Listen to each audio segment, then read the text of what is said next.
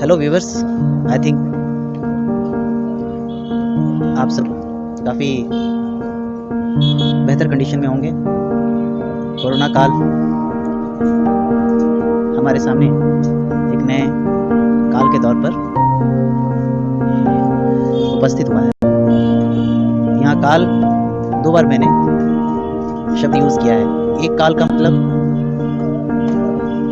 तो गिरा हुआ, युग हुआ,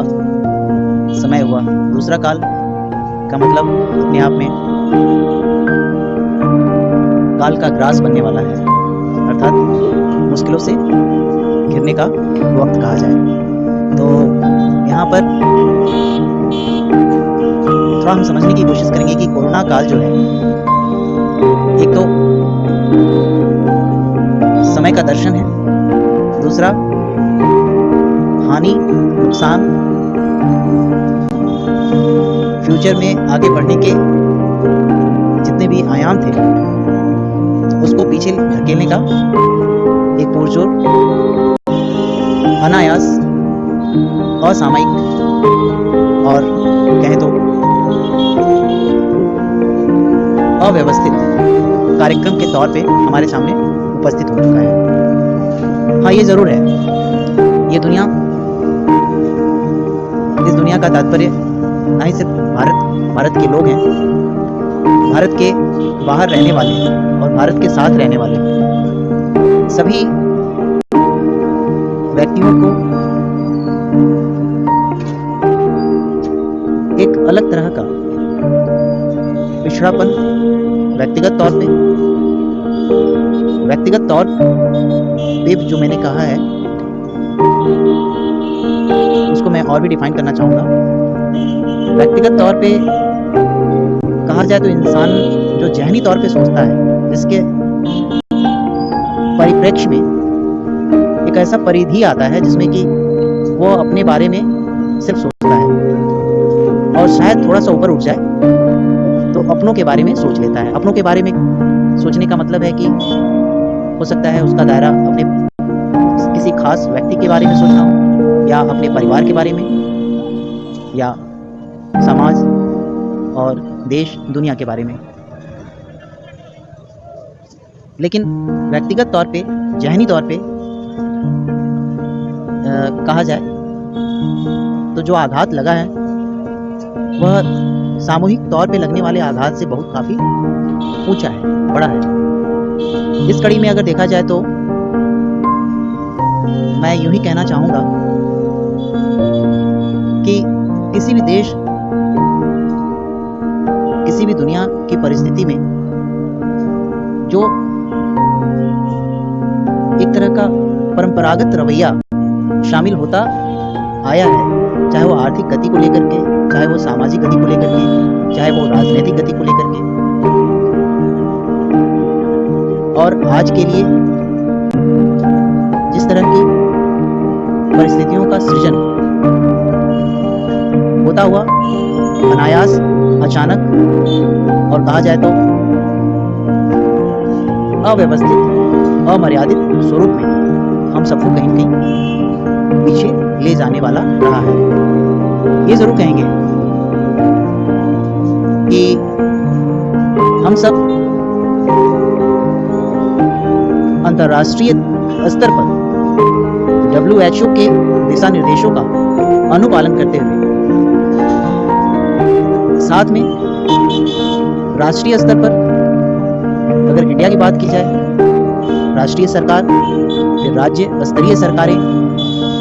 अपने अनुभवहीनता की वजह से कहीं न कहीं कमजोर होती नजर आई हैं, क्योंकि बहुत सारे research papers, news analysis, views के माध्यम से आपने ये चीज़ सुना होगा कि 100 साल पहले, करीब 1930 के आसपास, ऐसा कुछ बड़ा महामारी सामने आया था। हालांकि उसके इतिहास में हम नहीं जाने की कोशिश करेंगे, लेकिन एक रिसर्च और उस रिसर्च का एक मिरर आपके सामने हम प्रस्तुत करने का एक सिलसिला जो है शुरू करने जा रहे हैं। उसमें कौन से मुद्दे होंगे, कौन से मूल रहस्यों से पर्दा उठेंगे, कौन सी बातें सामाजिक, आर्थिक, राजनीतिक, वैश्विक स्तर पर मूल प्रश्न खड़ा करते हुए हमारे सामने उपस्थित होते जा रहे हैं, उन पर फोकस करेंगे। मैं खुद भी व्यक्तिगत तौर पे फिर यहाँ मैं कहना चाहूँगा ज़हनी तौर पे कोरोना वायरस के प्रत्यक्ष पीड़ा से तो नहीं ग्रसित हुआ, अर्थात मैं पॉजिटिव नहीं हुआ अभी तक, भविष्य का नहीं कह सकते, लेकिन उसके आने से जो उसने दस्तक दिया है और जो हम लोगों का पेशेवर कार्यक्रम, आर्थिक नियोजन, सामाजिक विचलन के रूप में जरूर हम लोगों के ज़हनी तौर पे उसने अप्रत्यक्ष तौर पे दस्तक दे दिया है। तो इसी कड़ी में मैं इसको एक अवसर में बदलने की बात अपने दिल में काफ़ी दिनों से सोच रहा हूँ। दुनिया ऑनलाइन काफ़ी एक्टिव हो चुकी है। अभी भी कहा जाए तो जब दुनिया के 2% लोग ऑनलाइन यूज़र या ऑनलाइन क्रिएटर या ऑनलाइन कंटेंट मेकर बन रहे थे, उसमें भी एक्टिवली देखा जाए तो पॉइंट समथिंग में जा रहा था। आफ्टर कोरोना ज़रूर ये ग्राफ बढ़ी होगी। उम्मीद मैं कर रहा हूँ कि वर्तमान समय में आने वाले बदलावों को ध्यान में रखते हुए मैं खुद भी ऑनलाइन उपस्थिति दर्ज करने के प्रयास में आप लोग के सामने उपस्थित आज से होने जा रहा हूँ। मैं जिस चैनल पे अपनी उपस्थिति दर्ज करने जा रहा हूँ, उस चैनल का नाम पहली बार आपके सामने बातों में रख चुका हूँ, लेकिन क्लियरली अब मैं उसको अभिव्यक्त करने जा रहा हूँ, जिसका नाम है रिसर्च एंड मिरर। इस चैनल के माध्यम से हमारे व्यूअर्स को डिमांड एंड सप्लाई के थ्रू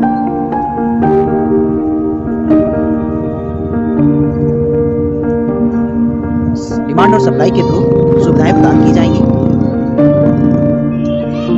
हमारे कमेंट हैंडलर्स और जो हमारे कमेंटेटर होंगे, उनकी क्या इच्छा है, किन मुद्दों पर वह अपने अंदर के भटकाव को दूर करना चाहते हैं, किन किन मुद्दों को वह देखना, सुनना और देखने सुनने से ज़्यादा समझने की कोशिश कर रहे हैं, इन सब बातों को ध्यान में रख करके हम आपके सामने आपके मुद्दों को पूरे रिसर्च के साथ, और रिसर्च में मैं ये भी कह लूँ आपकी नज़रों से गुजरने वाले तमाम यूट्यूब चैनल, तमाम टीवी चैनल, तमाम न्यूज़ चैनल्स, तमाम फिल्म, तमाम राष्ट्रीय अंतर्राष्ट्रीय घटनाक्रम को ही कंटेंट बना करके, हो सकता है कि नवीनतम घटनाक्रम को मैं आपके सामने रखने में लेट हो जाऊं, लेकिन निचोड़ जो कि आपको कहीं न कहीं एक ठोस